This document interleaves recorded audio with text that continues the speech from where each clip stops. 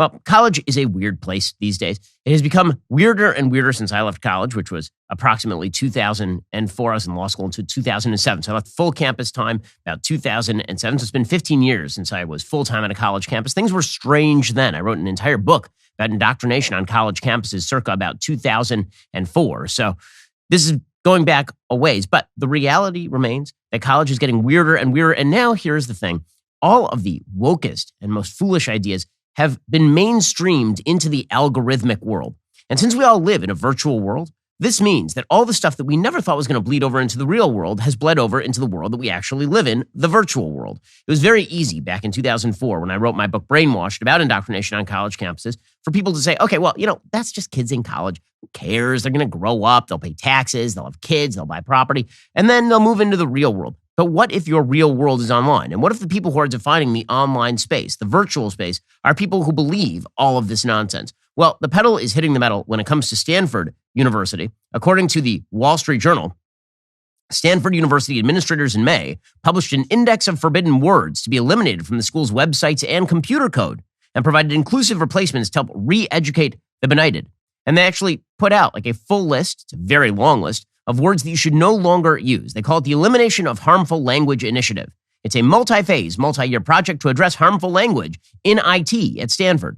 So you thought this was all just in the liberal arts programs? Wrong. It is now in the engineering programs because, again, there has to be some sort of content for the engineers to encode. And if the left creates the content, then the coders are going to have to just encode that content. And this is the big problem with things like chatbots and AI is that whatever are the premises of the technology, those matter an awful lot because the engineers are just there to translate the ideas into workable code. And so if you have somebody in the back room saying that we can't use X word, then it just never enters the algorithm, and that's what's happening right here. The Elimination of Harmful Language Initiative, which sounds about as Orwellian as it's possible to be, is one of the actions prioritized in the Statement of Solidarity and Commitment to Action, which was published by the Stanford CIO Council and the People of Color and Technology Affinity Group in December of 2020. The goal, according to Stanford, of the Elimination of Harmful Language Initiative is to eliminate many forms of harmful language, including racist, violent, and biased language in Stanford websites and code.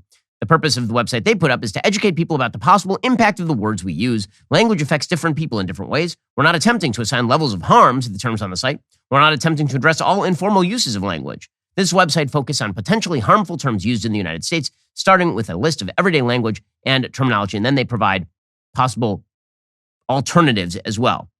And then they have a giant content warning on the front of this saying, this website contains language that is offensive or harmful. Please engage with this website at your own pace. You have to take it slowly, guys, because you never know, somebody could be offended. So they break down the language that they would like to see banned at Stanford University on their websites and all of their tech into several categories. They start with ableist language. This would be language that is offensive to people who live with disabilities and or devalues people who live with disabilities.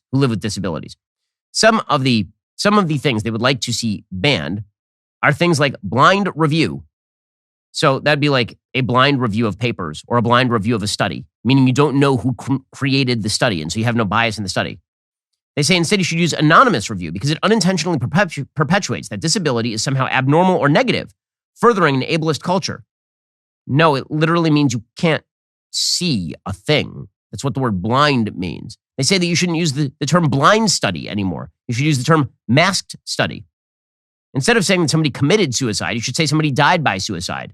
Because if you say somebody committed suicide, this implies that they killed themselves, whereas if they died by suicide, what? Somebody else killed them? That would defeat the purpose of it being a suicide. You're not supposed to use the word crazy.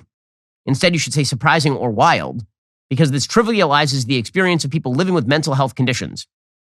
They say that you're not supposed to use the word dumb, because it was once used to describe a person who could not speak and implied that the person was incapable of expressing themselves. Now, let me just ask you this. When was the last time that you described somebody as a dummy? And what you actually meant is the way that the word was originally used. The use of words changes over time. If you say something is insane, again, saying like crazy, you're not supposed to use it. You're also not supposed to say that someone is mentally ill. Instead, you should say that someone is living with a mental health condition, which is, as they might say, wild. Because, again, the problem is that some mental health conditions are illnesses and others are things like a concussion. Like, what exactly are we talking about right here? And they say you shouldn't say paraplegic. You shouldn't say quadriplegic. I don't even know what's supposed to be offensive about paraplegic or quadriplegic, but apparently this is now very offensive. Okay, then there's ageism. So instead of saying that somebody is senile, you're supposed to say that the person is suffering from senility, which doesn't actually change the meaning of the word senile. You're not supposed to use colonialist language. What is some colonialist language that's in constant use? Apparently, some of that colonialist language is if you say the Philippine Islands, you're supposed to say the Philippines. All right? Culturally appropriative. You're not supposed to use the word brave anymore. Stop using the word brave, everybody, because brave was originally the description of Native American warriors. Because, and so that apparently is bad. So to use a term that people consider good, that was originally appropriated from Native American culture, but you're using it for a good thing somehow is bad for Native Americans.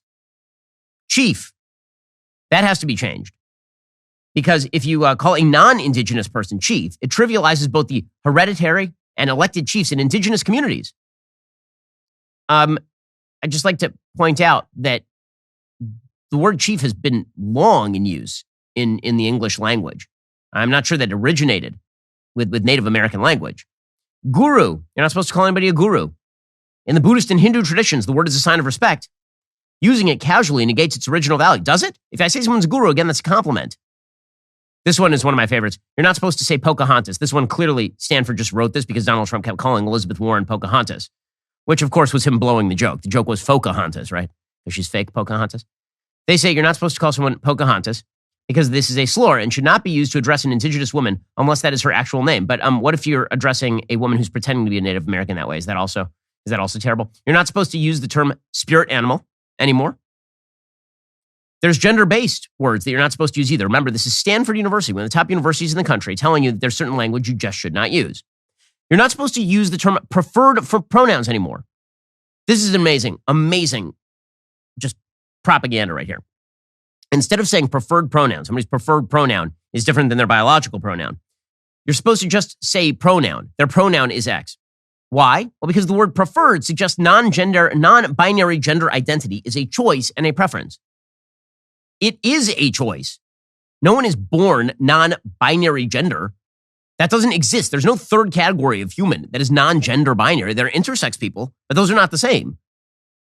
The proof of this is that people routinely change their pronouns. Again, this is part of the full-on leftist agitprop that suggests that your gender choices are entirely biological, but your biological sex is entirely arbitrary. So apparently you choose your sex, but you don't choose your gender, which is absolutely nonsensical nonsense. It's just crazy. You're not supposed to use the term ballsy anymore because that attributes personality traits to anatomy. You're not supposed to use fireman or firemen. You should say firefighters instead because you're implying that most firefighters are men, which they are because, once again, sexual dichotomy exists. You're not supposed to use the term he. Unless you know the person you're addressing uses he as their pronoun, it is better to use they or ask the person which pronouns they use, which makes every conversation insanely awkward, obviously. You're not supposed to use the term ladies. You're not supposed to use the term man at all, like ever. You're not supposed to use mankind because the term reinforces male-dominated language, even though everyone has understood for all of mankind's history that mankind refers to both men and women. You shouldn't use she. You shouldn't use transgendered, like with the ED. Instead, you use transgender. The term avoids connections that being transgender is something that is done to a person or that some kind of transition is required. Because after all, they weren't transgendered. They weren't changed in any way. They are transgender in that they identify in a particular way. You also shouldn't say you guys. Imprecise language. Imprecise language is terms that utilize euphemisms, vagueness, or inaccurate words to not say what one is trying to say.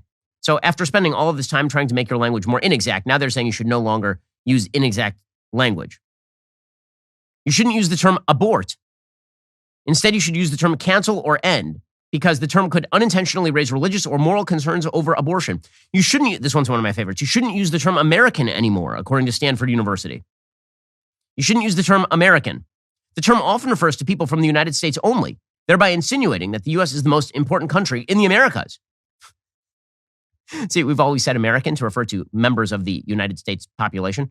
And now they're saying American could refer to somebody from El Salvador because they're Central American or Latin American. Mhm. Instead, they say you should consider using the term U.S. citizen, which is going to make language extraordinarily difficult to use. Because, for example, if I'm a leftist and I say the Dreamers are just as American as anyone else, now I have to say the Dreamers are just as U.S. citizen as everyone else, which they are not. That's the entire issue. You should no longer use the term Hispanic. Latinx is what they suggest, obviously, because there's not a Latino person alive who uses the term Latinx.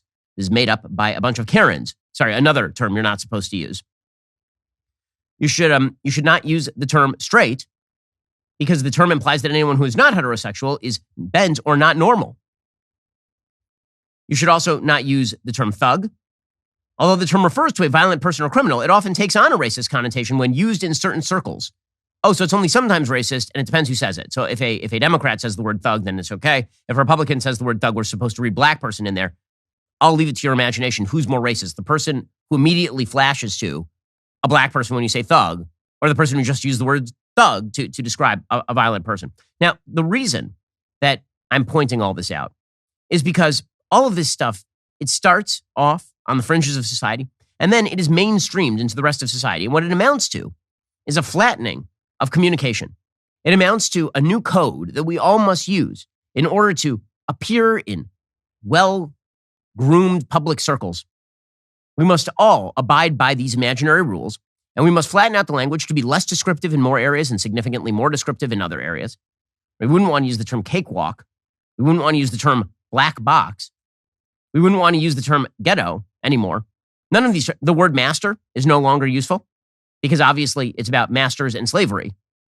So even though the word master, again, has been used in a wide variety of contexts, if you're a master at a particular craft, this does not mean that you have slaves. Alrighty, folks, the rest of the show is continuing right now. You're not going to want to miss it. We will be getting into all of the latest on the Twitter files from reporter Michael Schellenberger, who broke some astonishing information about the collusion between the FBI and Twitter. If you're not a member, click the link in the description and join us.